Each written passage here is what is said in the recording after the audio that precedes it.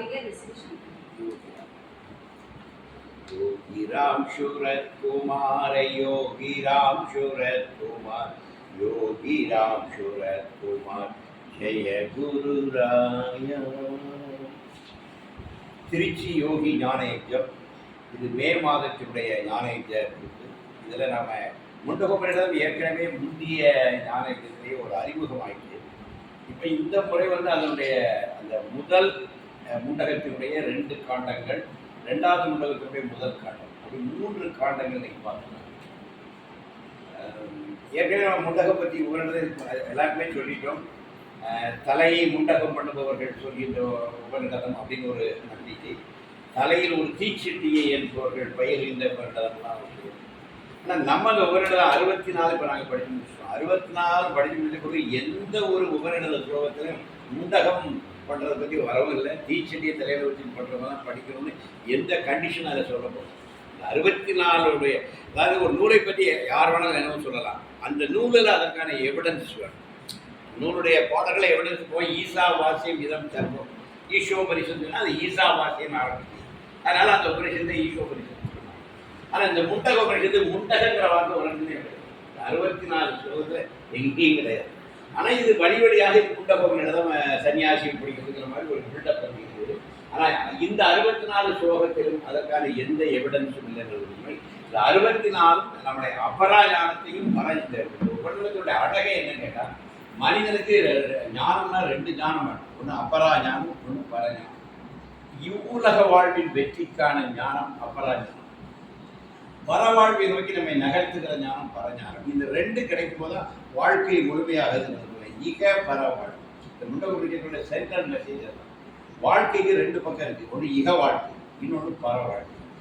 நம்ம என்ன பண்ணிடல, ஏதாவது ஒன்று சூஸ் பண்ணிடலாம். இக வாழ்க்கையை எடுத்துட்டு இதுலேயே வந்து இது தோல்வி ஆகிடும். புனரபி ஜனனம் புனரபி மரணம் சொல்லி இக வாழ்க்கையை மட்டுமே திட்டப்பட்டு இதில் எவ்வளவு வருஷம் என்னதான் வாழ்ந்தாலும் கடைசியில் ஒரு வெறுமையை தான் கடைசியில் உணர முடியும். இக வாழ்க்கை உங்களுக்கு நிறைவு அளித்தார். எல்லாருக்கும் எல்லா வசதி வாய்ப்புகள், எல்லா போக சௌக்கியங்கள் எல்லாம் அனுபவித்தவங்களுக்கு கூட ஒரு கட்டத்தில் ஒரு வேக்கம் கிரியேட் ஆகும். இப்போ எல்லாரும் 70 வயசில் வரலாம், என்னையா ஒரு வேக்கம் கிரியேட் ஆகும். அதனால இக வாழ்க்கையும் நிறைவளிக்கப்படுது. இன்னும் சிலர் என்ன பண்ணுறாங்க, இதெல்லாம் தூக்கி தூர போட்டுட்டு பர வாழ்க்கை தான் நிஜம் இருந்து ஒரு விதமான சன்னியாச வாழ்க்கைங்கிறத போகிறாங்க. அவங்களும் சில சிக்கலுக்கு உண்டாகிறாங்க. ஆனால் இந்த உபநிடதம் ரொம்ப அழகாக 2ஐயும் பேலன்ஸ் பண்ணுது. இக வாழ்க்கை வாழ்ந்து இதனுடைய வளர்ச்சியாக பர வாழ்க்கை வரும்.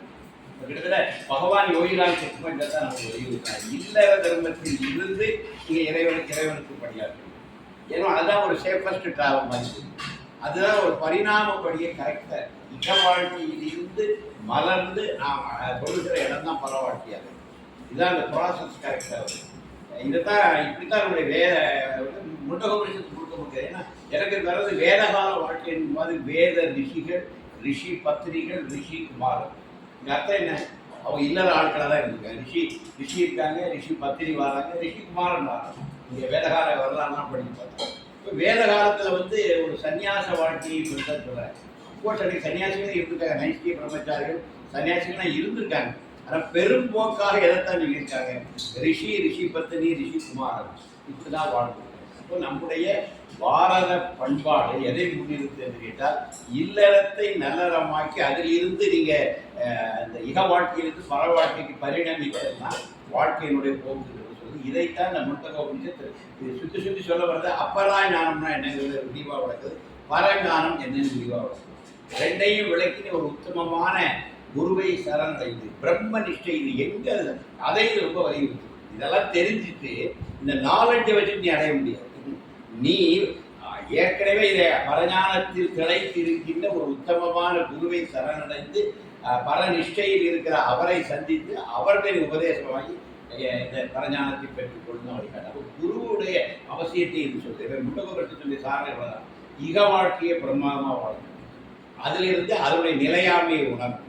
இந்த இக வாழ்க்கையுடைய நிலையாமையிலிருந்து நிலைத்த விஷயம் என்பது பர வாழ்க்கை. அதை நோக்கி நம்ம நகர்வோம். அந்த பர வாழ்க்கைக்கு போன பிறகு அந்த பர வாழ்க்கைக்கான துவக்கம் எங்கேருந்து வருது, ஒரு பிரம்ம நிஷ்டையில் இருக்கின்ற ஒரு குருவை சரணடைந்து அவரை வினயமாக நம்ம பணிந்து சரணாகதி பண்ணும்போது அந்த குரு உனக்கு உபதேசித்து உன்னை பர வாழ்க்கைன்னு கொடுக்கிறார். இதைத்தான் முண்டகோபனிஷத்துல 64 ஸ்லோகம் வழியாக நம்ம அறிகிற உண்மையாக. இதில் இந்த முதல் 3 கண்டங்களையும் எடுத்துக்கோம். நம்ம முதல்ல ஃபர்ஸ்ட் கண்டகம் முழுக்க இந்த வரலாறு பிரம்மனே இதில் 2 குறிப்பு தெரியுது. இந்த உபனிஷத்து எழுதிய காலகட்டத்தில் இந்த உபனிஷத்துல பிரம்மனை தள்ளி வேற தெய்வங்கள் சொல்லப்படுது. பிரம்மன் தான் பிரதான தெய்வமாக சொல்லப்படுது. அவன் தான் இந்த உலகை படைத்தவனாக, அவனே இந்த உலகை காப்பவனாக தான் அவர். அந்த அந்த பிரம்மதேவன் தான் இந்த பிரம்ம வித்தையை தன்னுடைய ஜேஷ்ட புத்திரன் மூத்த மகனான அதர்வன் என்பவருக்கு சொல்றாரு. அந்த அதர்வன்கிட்ட இருந்து அதை அப்படியே பரத்வாஜ குலத்துக்குள் அப்படியே ஆங்கரஷ முனிவரை அடையுது. அதுக்கப்புறம் ஆங்கரஷ முனிவரை ஒரு சௌனகன் என்கிற மகாசாலி, நிறைய யாகசாலைகளுக்கு சொந்தக்காரனான ஒரு பக்கா கிரகம் சௌனகன் என்பவர் அவரை சரணடைஞ்சு கேட்கிறார், எதை அறிந்தார் இந்த உலகின் எல்லாவற்றையும் அறிந்ததாகுமா என்பதை எமக்கு இதமாக சொல்லுகிறார். கொஸ்டின் அப்படிதான் இருக்கு. எதை அறிந்தால் இந்த உலகின் எல்லாவற்றையும் அறிந்ததாகுமோ அதை எமக்கு இதமாக சொல்லி தெரிகிறதா தெளிவாக சொல்றேன். ஞானம் என்பது அடியனும் கஷாயமாக தரவே மாட்டேன். என்னை பொறுத்தவரை ஞானத்தை குளுக்கோஸ் வாங்க முடிஞ்ச ஐஸ்கிரீம் ஆகி தரணும் அர்த்தம் ட்ரை பண்ணுறேன். நான் ஞானத்தை அழகான ஐஸ்கிரீம் ஆகி இன்றைய குழந்தைகளுக்கு ஈஸியாக விரும்பி சாப்பிட்ற மாதிரி ஞானத்தை கொடுத்தா ஞானம் ரொம்ப சுவையான விஷயமாயிடும். ஞானத்தை நோக்கி எல்லாரும் வர ஆரம்பிச்சுடுவாங்க. அதை ஒரு டஃப்பாக்கி ரஃப்பாக்கி ஒரு மிரட்டி யாருமே கிட்ட வராமல் வச்சுக்கிறதுல ஒன்றுமே இல்லை. ஞானம் என்பது தெளிவு, ஞானம் என்பது ஆனந்தம். ஆனந்தத்துக்கு யாராவது சீரியஸாக பேசுவாங்களா? ஆனந்தங்கிறது எல்லா சீரியஸஸையும் விட வேண்டிய ஒரு இடம் தான் ஆனந்தம். இன்னைக்கு அழகாக நீங்கள் என்னதான் இருந்தாலும் எனக்கு வெங்கடேஸ்வரன் பார்த்த கடலில் குடிச்ச ஆனந்தம் இருக்கலாம். நீங்கள் உபதேசம் பெற்றது அதெல்லாம் எனக்கு செகண்ட். ஒரு கடல்ல ஆனந்தமா ஒரு குழந்தை குடிச்சு எனக்கு அதுதான் எனக்கு சச்சிதானந்தமா என் மனசு நிற்கும். நீங்கள் அதுதான் எனக்கு நிற்குது. ஏன்னா அதுதான் லைஃப். அல்ட்ரால் என்ன சார், அல்ட்ராவா என்ன சார் சந்தோஷமா இருக்கிறீங்க. சச்சிதானந்தரை பின்னா எப்பவுமே சந்தோஷமா நீங்கள் டெம்பரரியா இருக்கக்கூடாது. நீங்கள் பெர்மனண்டா சந்தோஷம். உங்கள்கிட்ட நீங்க ஆனந்தத்துக்கு தான் அந்த உலகத்தை தள்ளிட்டு உங்கள்கிட்ட ஆனந்த அலைகள், ஆனந்த லகரி, இந்த உலகத்தையே ஆனந்த கடலா மாறும். ஒரு மனிதன் மலர்ந்து மலர்ந்து கனிந்து கனிந்து அவன் ஆனந்த மயமாகி இந்த உலகமே ஒரு ஆனந்த பெருங்கடலாக மாறும். அதுங்க வாழ்க்கை. அதற்கான வழியை காட்டியும் தான் பாரதம். அதனுடைய குரல் தான் உபநிடதம். எனவே உபநிடதங்களை நாம் படித்து அந்த ஆனந்த வாழ்க்கைக்கு நம்மை தயாராக்கி நம்மகிட்ட இருக்கிற அஞ்ஞானத்தை எல்லாம் அகற்றி அந்த ஞான நிலையை அடைந்து நம்ம அந்த ஆனந்த பெருங்கடலில் இருந்து இந்த ஆனந்த அலைகளையே இந்த உலகத்துக்கு கொடுத்தோம்னா அதுதான் இந்த உலகத்தை நம்ம செய்கிற பெரிய காரியமாக. வேற எது செஞ்சாலும் நிற்காது. நீங்கள் வாழ்ந்து ஒரு ஆனந்த நகரியில் மிதந்து இந்த ஆனந்தத்தையே உங்களுடைய செய்தியாக இந்த உலகத்துக்கு அழிச்சு. இதுதான் வாழ்க்கை. இந்த வாழ்க்கையை வாழ்ந்தவர்கள் தான் நம்முடைய ஞானிகள், நம்முடைய யோகிகள். அப்படிதான் வாழ்ந்தாங்க.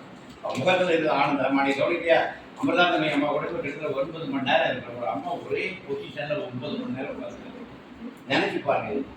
அவருடைய ஏஜ், அவருடைய உடல் தகுதியில் சில குறைபாடுகள் எல்லாம் தாண்டி 9 hours எல்லாம் பண்ணிட்டு ஆரத்தி காட்டுவோம். அந்த அம்மா முகத்தில் மலர்ற அந்த மலர்ச்சி அதெல்லாம் வார்த்தைகளால் சொல்ல முடியும். எந்த ஒரு ஆனந்தம். நம்ம அவங்க தயார் அவங்க பூ போடுற அழகு, அந்த குழந்தைகளை ஆசீர்வதிக்கிற ஒரு அழகு, இதுதான் தெய்வீகம். உங்க தெய்வீகங்கிறது எப்படி இருப்பாரு? பியூட்டிஃபுல்லாக இருக்கும். தெய்வீகன்றது நம்மளை லேசாக்குகிற விஷயம். தெய்வீகன்றது நம்மளை ஆனந்தத்துக்கு விளக்க வைக்கிற விஷயம். ரொம்ப அருமையான விஷயம். இதை போய் ரொம்ப சீரியஸ் ஆகிட்டு அப்படிலாம் இல்லை. முதல்ல குழந்தைகளாகக்கூடாது. நீங்கள் குழந்தைகளானால் அப்படிலாம் இறைவனுக்கு அறிவு வர முடியும். ஏன்னா இன்னும் குழந்தைகள் தான் இறைவனை எழுதி சென்று அடைவார்கள். எனவே ஒரு குழந்தை தன்மையோடு, ஏன்னா ஞானிகள் எல்லாருமே குழந்தையாகத்தான் இருக்காங்க. நம்மளும் அந்த ஒரு குழந்தை தன்மையோடு அணுகும் போது ஞானம் நமக்கு ஈஸியாக சித்திக்கிட்டு வரும். இதில் 2 விஷயத்துக்கு சொல்லிக்கிறேன்.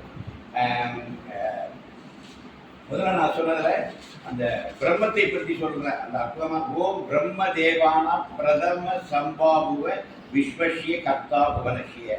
இந்த உலகத்தை படைத்த பிரம்மன் பிரதம சம்பாபுவ, அவன் சுயம்பு கொடுக்குறான். சுயம்புங்கிற விஷயம் சுயம்புவாக தான் இந்த உலகம் தோன்றுகிறது.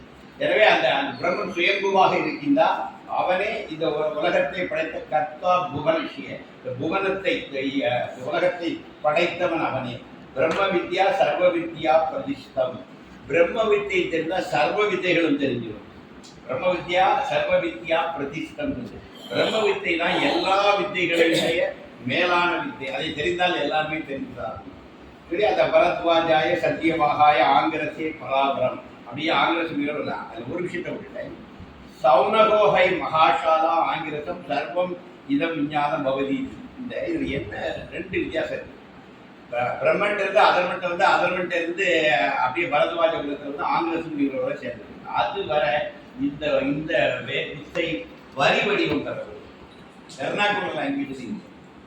எப்போ வெர்னாக்குலர் லாங்குவேஜுக்கு வரி வடிவம் பெறுதுன்னா சௌனக ரிஷிக்கு ஆங்கில சமணி சொல்லும் போது தான் நம்ம இன்னைக்கு வாசிக்கிறது உபநிடதம்.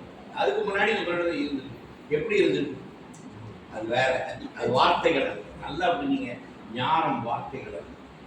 வார்த்தைகளுடைய ஞானத்தை நீங்க தேடலாம். ஆனால் ஞானம் வார்த்தையை வார்த்தை in between the words, in between gaps இருக்கு. அதுதான் ஞானம். அதாவது பிரம்மம் எச்சிற்படுத்த முடியாது. நாங்கள் தான் கண்டவர் விண்டில விண்டவர் கண்டி. அப்ப ஞானம் என்பது ஒரு பேர் அனுபவம், பேர் உணர்வு. அதை நீங்க வார்த்தைகளாக எக்ஸ்பிரஸ் பண்ணவே முடியும். அது ஒரு எக்ஸ்பீரியன்ஸ். அதுதான் அழகா தெரியுது. அது எப்படி கொடுத்தாங்க? நான் அதை திரும்ப திரும்ப சொல்றது. பகவான் யோகிநாத சும்மா யார்கிட்டையும் உட்காந்து ஞானத்தை பற்றி எல்லாம் பேசுறதே இல்லை. ஆனால் பகவான் எவ்வளவு ஞானத்தை இதான் உண்மை. ஒரு ஞானி ஞானத்தை பற்றி பேசவே மாட்டான். ஜஸ்ட் உங்களோட பார்த்துட்டுனாவே போதும். இது தொடர்ந்து நீங்க அவரை அப்படியே அந்த பரஸ்பரம் பார்த்துக்கிட்டே இருந்தாலும் ஒன் ஃபைன் மார்னிங் உங்களுக்குள்ள ஞானம் விளைஞ்சிடும். அது உங்களுக்கே தெரியாது. ஒரு லேட்டஸ்ட் ஸ்டேஜ்லாம் ஆஹா குருநாதர் இவ்வளவு விஷயம் செஞ்சிருக்காரு அப்படின்றது திரும்பி பார்க்கும்போது குருநாதர் அந்த உடலை விட்டு விடைபெற்றிருக்காரு. நமக்கு ரொம்ப சக்கரமாக இருக்கும். அதான் சாமி சொல்லலாம், thousands and thousands of salutations to the lotus feet of my father Papa Ramdas. ஆயிரம் ஆயிரம் நன்றிகள் என்னுடைய குருநாதர் பப்பா ராமதாஸின் திருவடிகளுக்கு சொல்லி யோகி பின்னாடி சலாகிக்கிறாங்கன்னா ஒரு குரு சீடருக்கு செஞ்சதை வந்து அளவிட முடியாது.